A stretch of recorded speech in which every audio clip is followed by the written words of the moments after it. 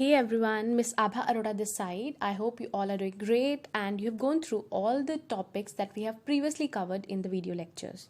So today I'm going to start with a new term and I'm going to tell you about galvanometer. So basically, galvanometer is an instrument that can detect the presence of current in the circuit. Yes, presence of current. Previously, one more device you have learnt about, that was ammeter.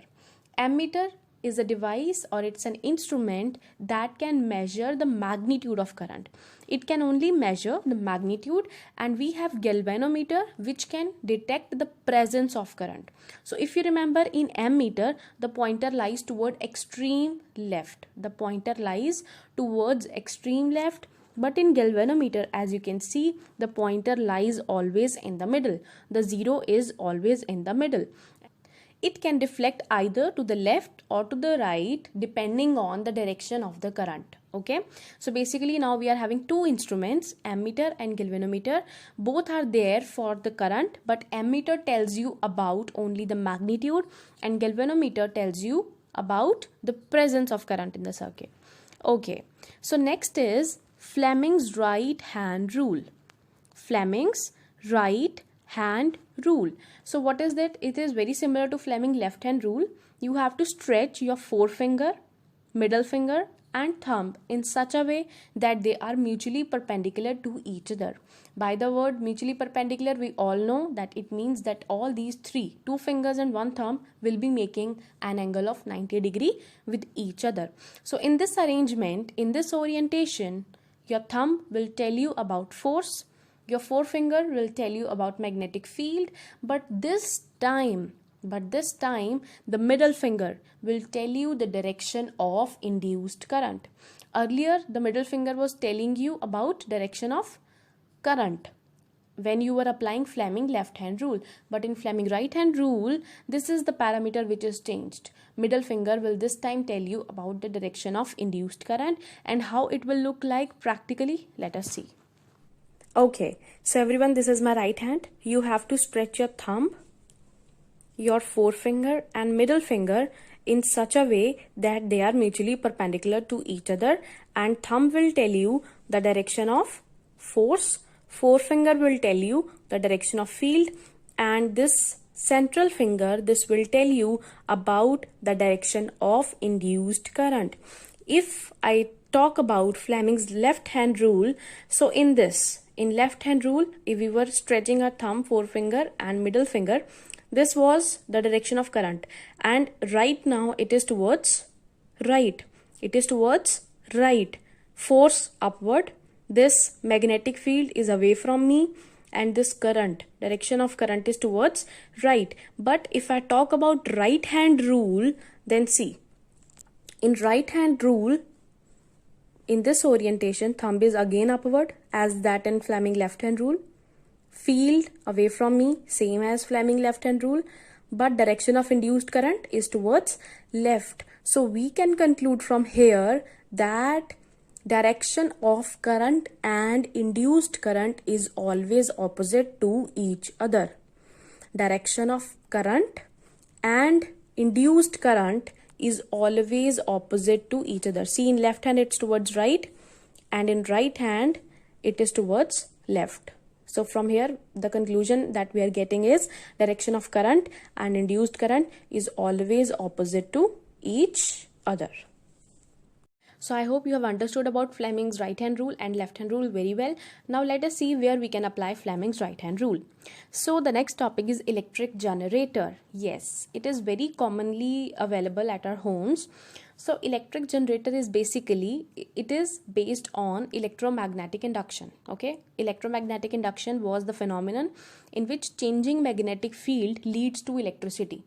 Changing magnetic field leads to electricity, and the rule that we are going to apply in electric generator is FRHR. I am using the short form, but you don't have to use it. You will write in full that Fleming right hand rule.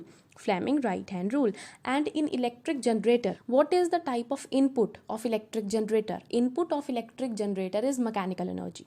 We are giving mechanical energy to the electric generator, and output is electricity. Output is in the form of electrical energy. So you can also write down that electric generators, they convert mechanical energy to electrical energy. So this will be the principle. First of all, you have to mention about electromagnetic induction.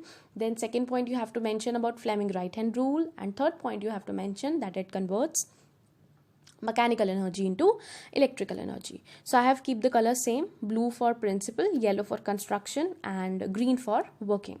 So construction, easy to write. How we can write down construction if we are aware about the diagram? So let us have a clear look at the diagram. Again, we are having two pole pieces of magnet. One is north, other one is south. Then we have rectangular coil ABCD. Now instead of battery, we are having galvanometer. Why we are having galvanometer? Because galvanometer will tell us about the presence of current. It will let us know that whether the current is present in the circuit or it is not. Then instead of split rings, if you remember in motor we were having one ring which was split into two parts, but here we are having two full rings. They are named as slip rings. The name of these rings R1 and R2 is slip ring. Then we are having two brushes B1 and B2, and with the help of these brushes the coil which is ABCD is connected to the galvanometer. Okay, so all of these components you have to mention in your construction. Now what about working? Again, no need to worry about it. What we have to do now, see, we will take up arm AB and CD turn by turn, and we will apply Fleming right hand rule. Why I am applying Fleming right hand rule instead of left hand rule? Because you can see there is no battery. So we are going to produce electric current with the help of magnetic field and force. So therefore Fleming right hand rule is going to help you out in this scenario. So again, I have drawn just the basic diagram which is required for explaining the working of electric generator. So as we know that input of electric generator is what? Is mechanical energy. Mechanical means rotation you will be giving. Okay. So rotation can be anti-clockwise and it can be clockwise. So in your NCERTs, they have assumed that let us give rotation in clockwise manner. So if we are going to give rotation in clockwise manner, it means that arm AB will be having a force in the upward direction, obviously, and CD will be having downwards, or we can say the force on AB arm will be out of the page, that is indicated by a dot as told you earlier, and on arm CD the force will be into the page, which is indicated by a cross. This also I have told you earlier. And north pole, the placement of north pole is on left side and placement of south pole is on the right side. So therefore direction of magnetic field is towards right. As we know that magnetic field is always from north to south. Okay, so I am going to apply Fleming right hand rule turn by turn on arm AB and CD. For convenience, I'm going to rotate this in such a way. Okay, so now this is my right hand. I have to stretch my thumb, forefinger and middle finger as they are mutually perpendicular. Now I will align my fingers in terms of the given parameters. So this is magnetic field. The forefinger tells you about magnetic field and the direction of magnetic field is towards that side away from me, and I have aligned this finger away from me. And what about the force? Current you have to find out. So ignore these arrows for the time being. Okay, so force is this, means out of the page. So thumb is already out of the page. So it means this is telling you the direction of induced current and it is from A to B upwards. Okay, so this is from A to B. So I have marked the arrows from A to B. Now we will apply Fleming right hand rule on arm CD. Okay, this is my right hand. Magnetic field is in the same direction. It is toward that side, means away from me. And what about the force? Force is into the page. So it will be like this, into the page. See, into the page, magnetic field that side. And what about current? Current is downwards. Current is, see, if I can make you available. If you can see this, magnetic field that side, force downward, and current is like this, means from C to D. From C to D. This means that current is going to flow from A to B, B to C, and C to D. Are you getting it? A to B, B to C, C to D. So what will happen? This is the coil. It will rotate like this because you are giving it clockwise rotation. So this is the coil. After half rotation, what will happen? After half rotation, AB will come on this side and CD will come on this side. Okay. Again, because it has to cover its complete rotation in clockwise manner only. So force on CD will be out of the page, force on AB will be into the page. Again we are going to apply Fleming right hand rule in the similar manner. So again you will be getting the direction of current as it is, but this time it will be from D to C and B to A. Means the direction of current is from D to C, C to B, B to A. But previously it was from A to B, B to C, C to D. But after half rotation, direction of current is D to C, C to B, B to A. See, D to C, C to B, B to A. Means direction of current is exactly opposite to the previous case. After half rotation, the current has changed its direction. Okay. So as current changes its direction after every half rotation. Okay, earlier it was from A to B, B to C, C to D. Similarly, in this manner it will reach from B2 to B1, brush B2 to B1, and after half rotation what will happen? The direction of current will be from DCBA, so it will reach to brush B1 to B2. So this kind of current is called as alternating current. This kind of current is called as alternating current. So I can show you this way. So if you are going to plot it with respect to time, it will be like this: alternating current, AC. So its magnitude is changing with time periodically. Okay, so as you can see, one peak is in the positive magnitude axis, so that is during first half rotation, and the other peak which is downward, this is due to next half rotation. Then what will happen? Due to third half rotation, again upward peak is coming, and after fourth half rotation what will happen? This downward peak is coming. Okay, so this way the current changes its magnitude periodically, and this type of currents are called as AC current. AC means alternating current. Okay, similarly we can have DC currents also. To get a direct current, what we can have, instead of these slip rings, we have to change to split ring type commutator. Split ring, as we were using in motor.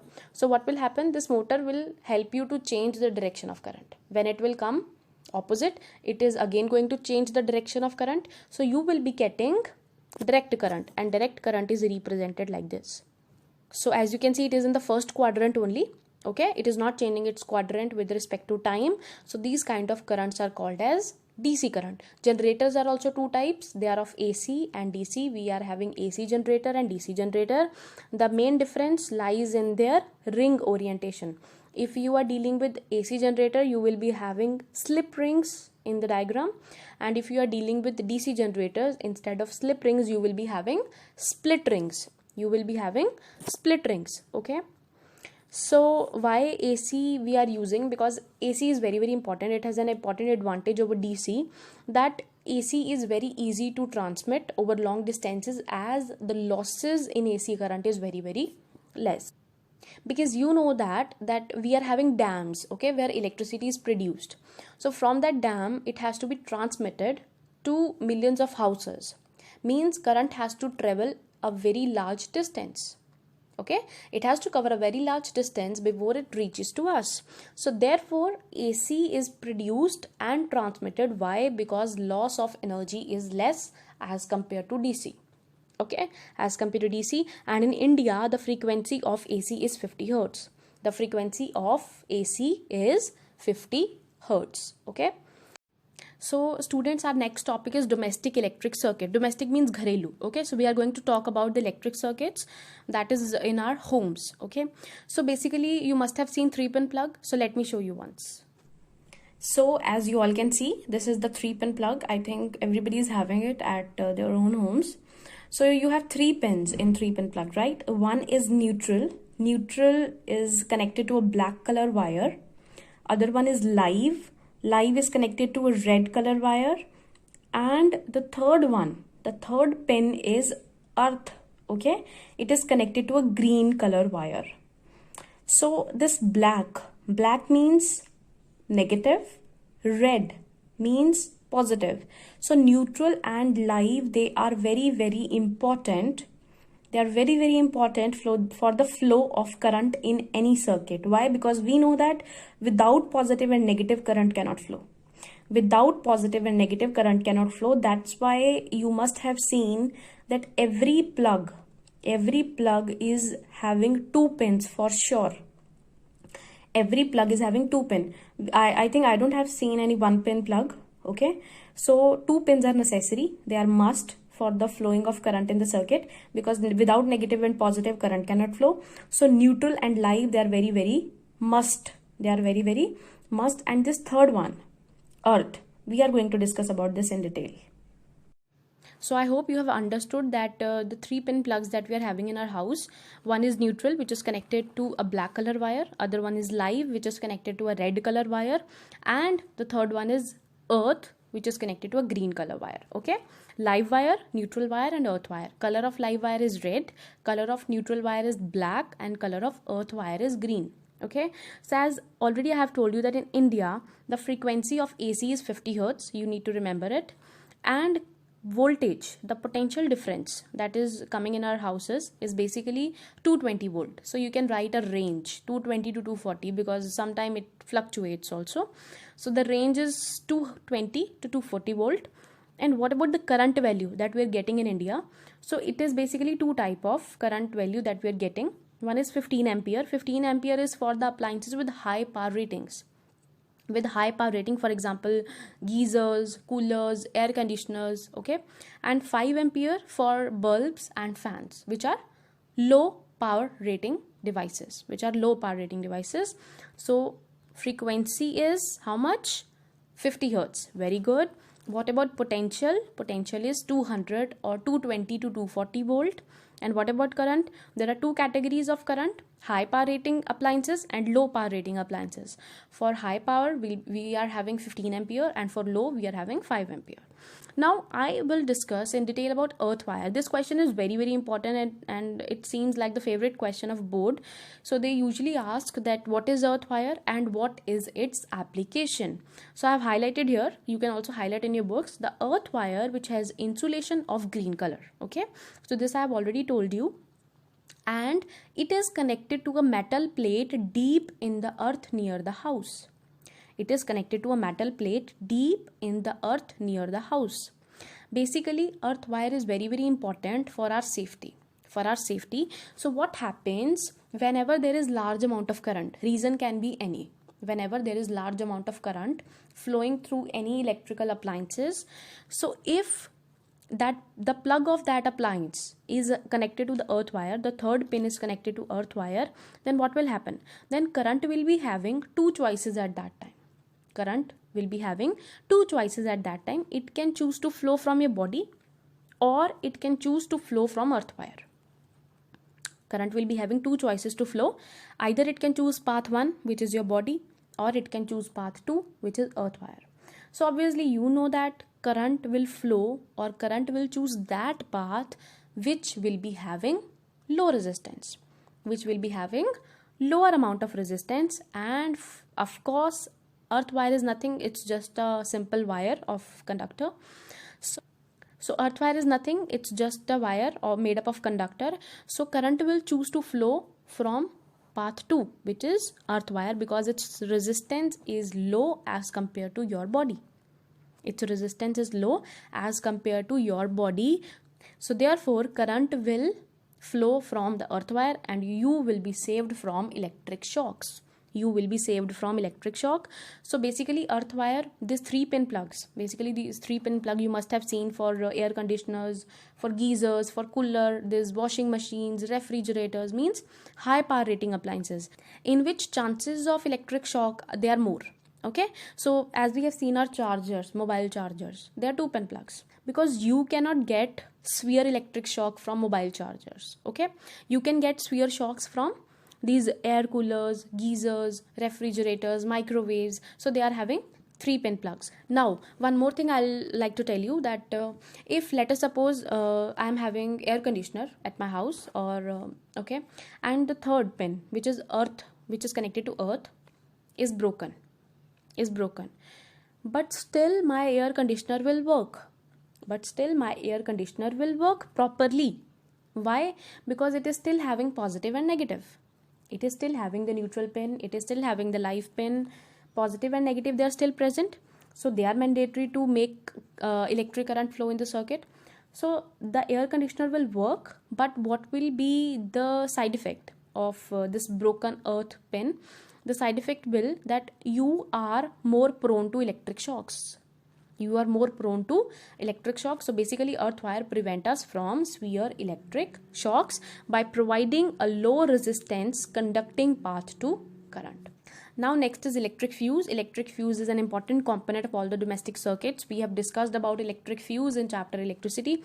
We know that it is based on Joule's law of heating, and whenever amount of heat increases, what happens? Because electric fuse is made up of very soft plastic material, so it melts and it breaks the circuit. So as you can see in electricity board, fuse is there, and we know that fuse is always connected in series. So when it will be broken, this fuse will be broken, what will happen? Your rest of the electronic appliances, they will be saved from getting damaged. Now there is one more term, overloading. Overloading can occur when live wire comes in contact with the neutral wire, when positive and negative they come in contact, or when too many appliances are connected into a single socket. So what happen? Overloading can be there, and due to overloading, what will happen? Current will increase abruptly. Next thing is short circuit. Short circuit occurs when live wire comes in contact with neutral wire. Again, when positive and negative they comes in contact, so short circuiting occurs.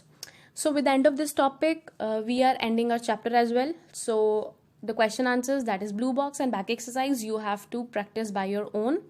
So whatever doubts will be there, that can be taken up for discussions in doubt sessions.